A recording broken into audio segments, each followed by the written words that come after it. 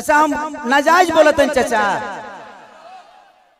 अभी बताइए खेसरिया जब अपना खातिर हॉस्पिटल नहीं बनवले तब गांव भर का इलाज कहां से कराई।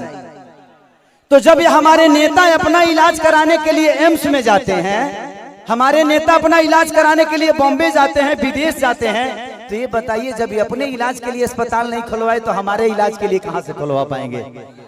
मेरी उम्र आज 28 से 30 बरस की हो गई। 30 बरस से हो सकता है 5 बरस बाद मुझे होश आ गया होगा।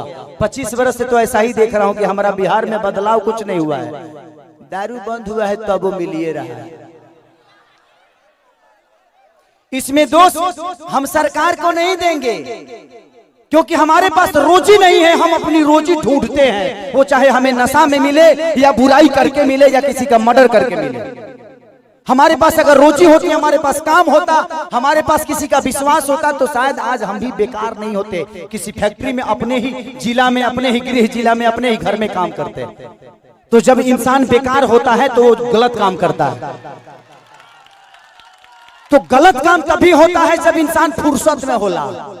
एक गलत काम हो तारा टाइमे ना मिली। अच्छा ही बताओ तार गेहूं के दमरी आई तो तू दूसरे के टिकोड़ा तुरे जीवो, तू अपन गेहूं दई बना।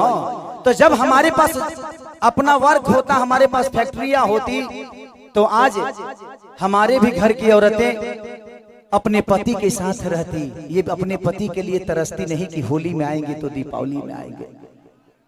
आज हम अपने बच्चों के साथ होली मनाते, दीपावली मनाते। हमें दीपावली मनाने के लिए किसी का परमिशन लेना पड़ता है, किसी से लेटर देना पड़ता है कि सर हमको जाना है, अपने बीबी के पास छठ आ गया है। तो हमें तो त्योहार मनाने की भी आजादी नहीं मिलती है। ऐसे राज्य में हम पैदा हो गए हैं। हमें ऐसे राज्य से नफरत नहीं है, लेकिन यहाँ के सिस्टम से मुझे नफरत है कि यहाँ के सिस्टम हमें कहीं का नहीं छोड़ा, कहीं ले ही नहीं गया। इनका एक ही काम है कि जब बाढ़ आई ना, इलेक्शन के बाद हमें इलो रोज मिली। अगर इलेक्शन बा जहाँ बाढ़ आई कि चिवड़ा खात खात पेट मॉल हो जाए, खूब खाए बरवा चिवड़ा। लेकिन यही इलेक्शन बीतते ही एक भी आदमी, हाँ, जो आपके दर्दों को समझता है।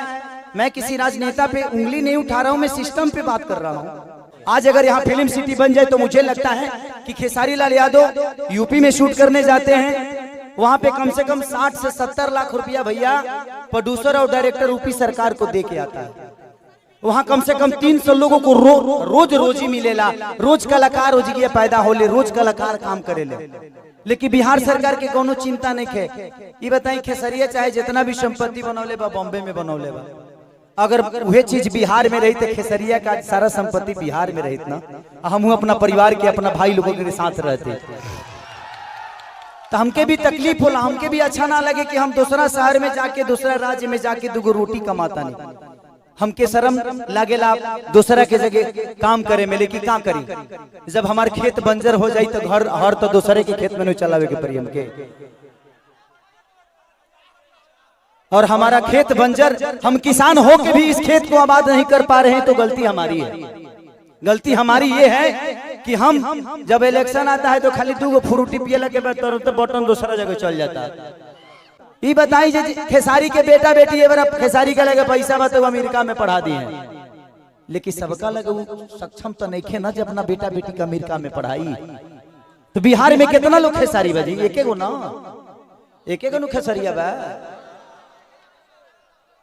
ये बताई आज भी हमारे बिहार के नेता हैं, यूपी के नेता हैं, सबके अपने बच्चे, कोई अमेरिका में पढ़ता है, कोई लंदन में पढ़ता है, कोई मॉरिशस में पढ़ता है। किसी किसान का बेटा कहाँ पढ़ने जाता है क्योंकि उसकी क्षमता नहीं है। क्योंकि इन लोगों ने अगर यहीं पे स्कूल दिया होता तो इनके भी बच्चे यहीं पे शिक्षित हो जाते। लेकिन इन्होंने जब अपने बच्चे का भविष्य तय नहीं किया तो हमारे बच्चों का भविष्य तय कहाँ से कर पाएंगे।